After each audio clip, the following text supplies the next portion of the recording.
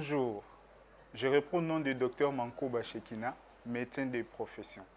Alors j'ai le réel plaisir de vous parler, de m'entretenir avec vous aujourd'hui sur une thématique très importante intitulée Les réalités autour de l'infection à VIH.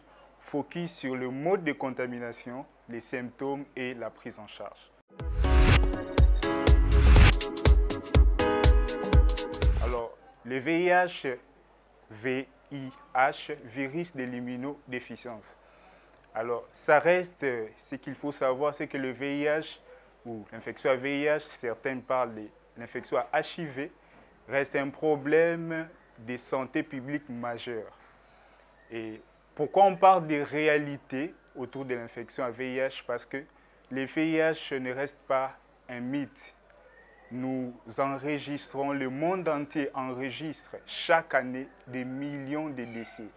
Et en 2023, un taux de 38 millions de personnes contaminées par le VIH, sans oublier avec un décès d'environ 1,5%, 1,5 million de décès. Et pour mieux connaître la suite, nous allons parler sur le mode de contamination de l'infection à VIH. La contamination par la voie sexuelle, il y a la contamination par la voie sanguine et il y a la contamination de la mère à l'enfant. Alors, pour ce qui est du premier mode de contamination, donc la contamination par voie sexuelle, le VIH est transmise, l'infection à VIH est transmise par les liquides biologiques. Principalement, il y a les spermes, les sécrétions cervico-vaginales et les liquides préséminales. Et donc, toutes les pratiques sexuelles, comme chez les relations hétérosexuelles entre hommes et femmes, dont l'un des partenaires est contaminé, est une voie pour l'infection à VIH. Et il y a aussi les relations sexuelles bisexuelles, les pratiques sexuelles bisexuelles. Et par exemple, chez les homosexuels, est aussi l'un des moyens qui peut transmettre l'infection à VIH.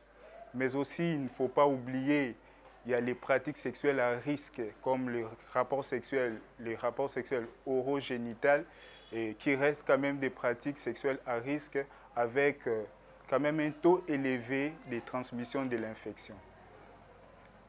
Pour ce qui est de la seconde voie de transmission, la voie sanguine, il est important de connaître que les transfusions du sang d'une personne contaminée, bien qu'à ce jour, cela reste quand même un peu difficile de pouvoir l'observer parce que tous les sangs que les personnes reçoivent, les sangs de transfusion sont testés par les laboratoires et on n'a pas assez de problèmes là-dessus.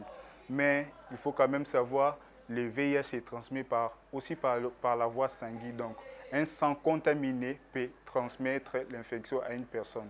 Et de là, on voit tout ce qui est objet contaminé, lames de rasoir, drogue, les injections, les seringues des injections de drogue et tout matériel ou usage contaminé par un sang portant en son sein, le VIH peut être un moyen de contamination. Mais aussi, il faut signaler ce qu'on appelle l'AES. Donc l'AES, des accidents d'exposition professionnelle au sang viral. Par exemple, dans la profession médicale, les chirurgiens qui sont les plus exposés, les infirmiers aussi, peuvent être infectés ou contaminés par cette voie.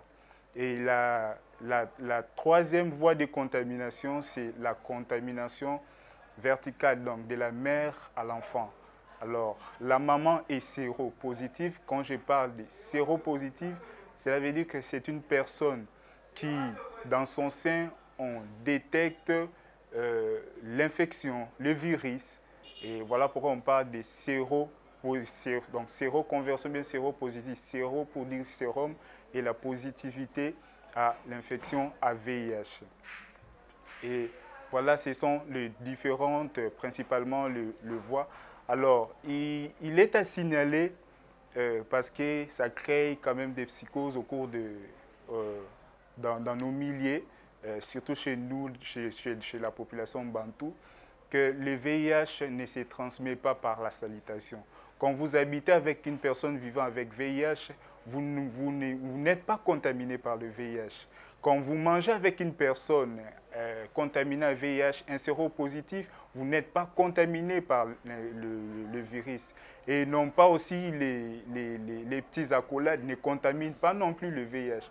Alors, il y a certains même qui disent, j'attends souvent, qu'une piqûre de moustique qui vient nous piquer, alors il venait de piquer. Non, non, non, ça ne transmet non plus l'infection à VIH. Donc, pour toutes les personnes qui ont ces soucis, cette crainte, soyez dans la paix, apaisez-vous, il n'y en a pas de crainte là-dessus. Et c'est ce que j'encouragerais en passant à toutes les personnes qui ont avec eux dans leur maison, dans leur famille, toutes les personnes séropositives, prière de montrer une attitude vraiment bien réfléchie envers ces personnes et les mettre à l'aise. Et c'était essentiellement ça concernant le mode de transmission de l'infection à VIH. Alors, le deuxième élément, parce qu'on a parlé du focus sur le mode de contamination, les symptômes, mais aussi la prise en charge. Alors, on distingue trois phases de la maladie. Alors, la première phase, c'est ce qu'on appelle la primo-infection ou la séroconversion. Quand je parle de la séroconversion, cela veut dire une personne qui jadis n'était pas contaminée par l'infection, n'était pas contaminée par le virus, mais après avoir été en contact avec une personne contaminée ou par voie sanguine ou ainsi de suite, il est maintenant positif et on détecte le virus dans son sang. Donc voilà pourquoi on parle de la séroconversion. Il est passé de l'état sain à l'état positif, donc malade. Alors cette première phase, vu qu'on parle des symptômes, est caractérisée principalement par des symptômes grippaux. Alors dans les 3 à 5 jours précédents, l'infection, la contamination, la personne peut juste manifester des symptômes grippaux. Le patient peut avoir la grippe, l'angine, les douleurs musculaires, et c'est essentiellement ces symptômes et qui, des fois, sont à confondre avec les symptômes du paludisme vu notre milieu endémique. Alors, la seconde phase, parce que nous avions parlé des 3 phases, nous avons parlé de la primo-infection, mais avant que je ne parle de la seconde phase, il faut signaler que il arrive souvent que les personnes qui ont été en contact avec le virus ou bien le VIH, juste viennent faire les tests ou les dépistages juste après les rapports sexuels ou bien la situation à risque. Et malheureusement ou heureusement, je ne sais pas, je dirais malheureusement, les résultats reviennent négatifs. Alors qu'ils sont bel et bien contaminés. Pourquoi? Parce que à cette période-là, dans cette durée de temps, l'organisme n'a pas encore eu autant de temps pour fabriquer les anticorps qui sont détectés par ces autotests qu'on le fait souvent. Alors, il est recommandé de venir faire les tests donc, à partir de 10 à 30 jours après la situation à risque dans laquelle vous vous êtes retrouvé. Donc, si vous faites, par exemple, vous faites un rapport sexuel non protégé, et que vous vous rendez compte, vous venez le lendemain pour faire les tests et attendez-vous à un résultat négatif, alors que sérologiquement, vous êtes déjà contaminé. Alors, vous allez voir là, juste devant votre écran, ces diagrammes qui montrent, il y en a 2 courbes. Alors, la courbe bleue que vous voyez devant votre écran, pendant la première phase ou bien la première étape, période de la progression de la maladie, de la première infection, on a une augmentation, une ascension de ce qu'on appelle la charge virale. Qu'est-ce qu'on entend par la charge virale? C'est justement la concentration du virus au niveau sanguin. Alors, c'est cette période de quelques semaines à quelques mois. Alors, on a une augmentation de la charge virale, mais alors que de l'autre côté, allais-je dire, on a une diminution de ce qu'on appelle les taux de CD4. Les taux de CD4, les CD4, ce sont des cellules, ce sont des globules blancs, des cellules de défense qui sont comme des régulateurs, les coordonnateurs du système immunitaire, des systèmes de défense face à l'invasion microbienne ou étrangère dans notre organisme. Alors il y aura une diminution et durant cette période, par contre, une ascension de la charge virale. Nous passons maintenant de la primo-infection, de la séroconversion, à ce qu'on appelle la seconde phase, la phase latente ou bien la phase asymptomatique chronique.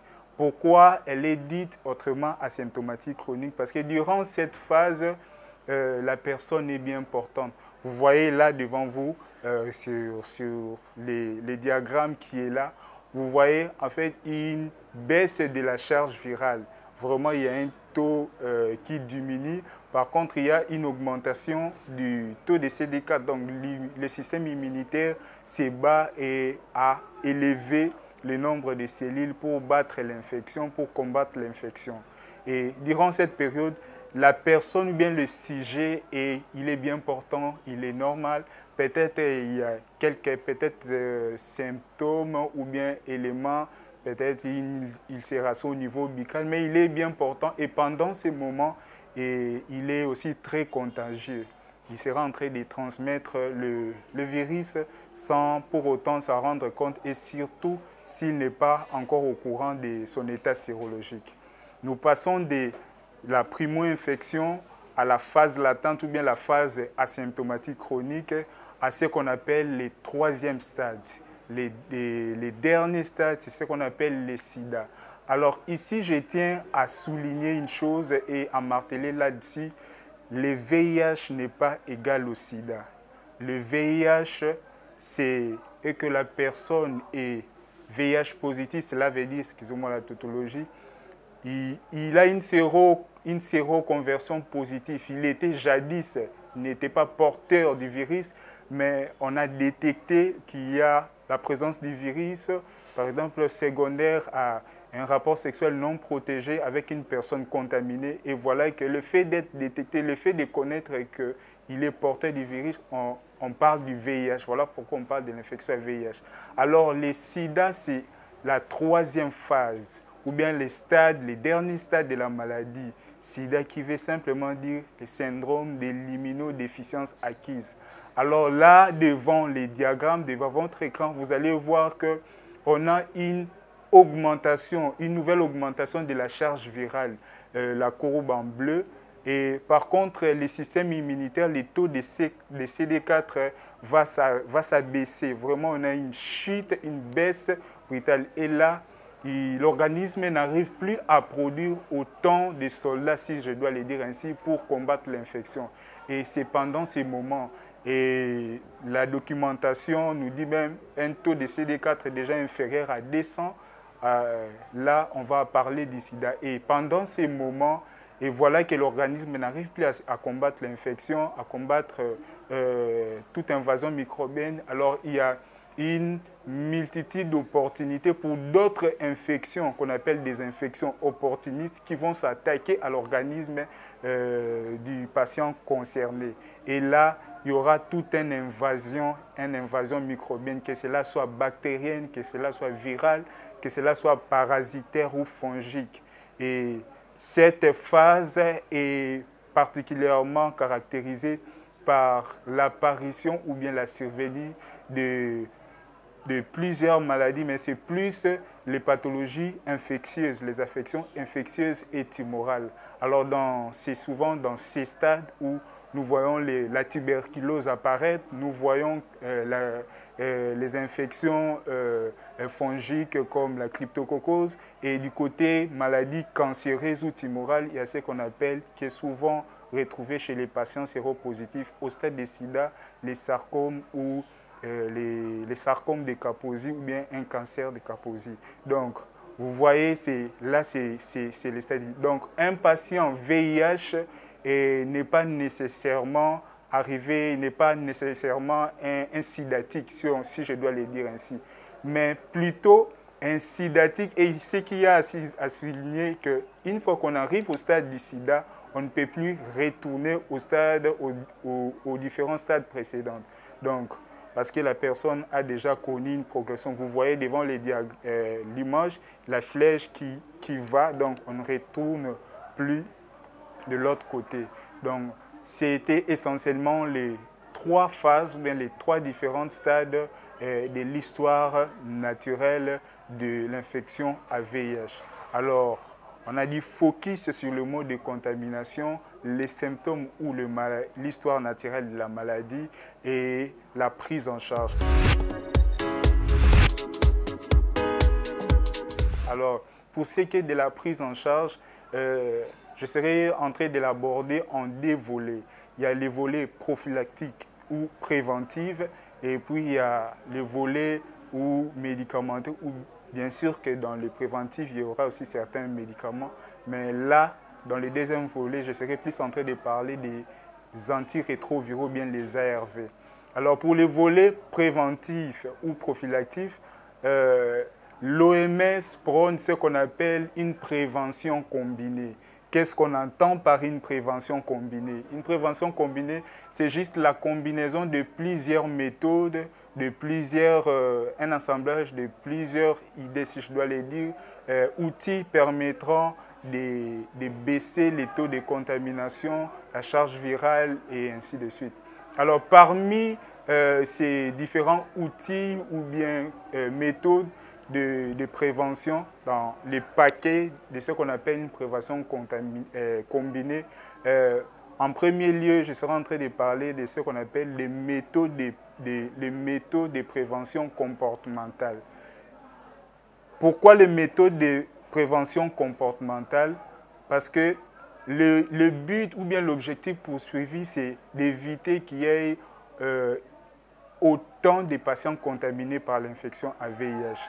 Alors, on sera en train d'encourager toute attitude, tout comportement ou toute éducation peut-être visant à permettre à l'organisme de la santé à baisser le taux de l'infection. Et là, parmi les méthodes visant à modifier les comportements chez les sujets, chez la population, il y a ce qu'on appelle, premièrement, on encourage la fidélité chez les couples.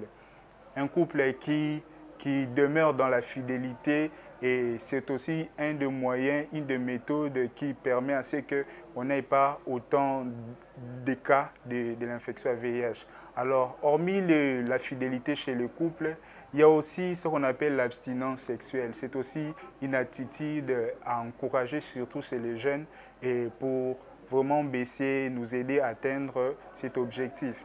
À part l'abstinence, il y a aussi l'éducation religieuse de certaines familles, certaines religions comme le christianisme qui prône le fait de s'abstenir des relations sexuelles avant le mariage. Toutes ces choses aident aussi, et quand ça aide à baisser, il faut les considérer. Et à part ça, mais il y a aussi ce qu'on appelle les dépistages, surtout dans la jeunesse, les milieux universitaires, les milieux où il y a la jeunesse. Donc, il faut encourager les dépistages, l'autodépistage, bien que ce ne soit souvent pas assez fameux. Beaucoup de jeunes ne sont pas pour, allais-je dire. Et à part ça, il y a quand même l'information. Il faut en parler. Il faut en parler parce que dans le milieu africain, les sujets de la sexualité restent quand même un sujet tabou, mais il faut en parler parce que faute d'ignorance, plusieurs jeunes sont tombés dans ces pièges et se sont retrouvés séropositifs ou séropositifs. Alors, il y a ce qu'il faut encourager aussi, l'utilisation de préservatifs aussi. Alors, si tu te vois contraint tu n'arriveras pas à te contenir, alors l'OMS encourage à vous protéger à l'aide de méthodes contraceptives, mécanismes comme les préservatifs. Alors, et par là, j'aimerais dire à toutes ces personnes un message en passant que êtes-vous séropositif, ne soyez pas frustrés, ne soyez pas dans la contrainte. Bien sûr, ça fait mal, mais il y a la médecine, il y a les prestataires de soins qui peuvent vous aider durant tous ces parcours pour pouvoir vous remonter le moral et à vous amener à vivre une vie normale, mais tout en respectant aussi les mesures pour éviter de contaminer les autres. Et je dirais c'est ça le vrai amour aussi. Donc, j'encourageais à toutes ces personnes-là de prendre les ARV et d'être suivies parce qu'il y a des mois, des rendez-vous où ils sont appelés, on dose la charge virale ou le taux de CD4. Donc, c'est essentiellement ça. Alors, nous sommes de cœur avec toutes ces personnes, mais nous, le message aussi que je passe, c'est l'éducation sexuelle. J'encourage la jeunesse à se faire dépister, mais aussi à prendre les bonnes pratiques pour éviter que cette pathologie chez Fléau continue de se propager. Nous espérons un jour, avec la grâce de Dieu, qu'une piste de solution sera trouvée pour pouvoir mettre fin à cette maladie qui a assez longtemps ravagé le monde. Donc, c'est essentiellement ça. J'ai dit un grand merci et je pense que nous allons nous retrouver.